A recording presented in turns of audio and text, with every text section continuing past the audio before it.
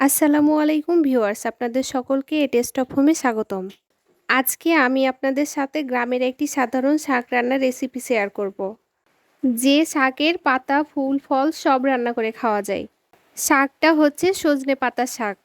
এই শাকটা খেতে যেমন সুস্বাদু, পুষ্টিগুণের দিক থেকেও অতুলনীয়। এই সজনে শাক দুই ধরনের হয়ে থাকে। একটা সামান্য তিতা লাগে আর অন্যটাতে কোনো তিতা নেই। আজকে আমি যে শাকটা রান্না করছি এটাতে কোনো তিতা নেই।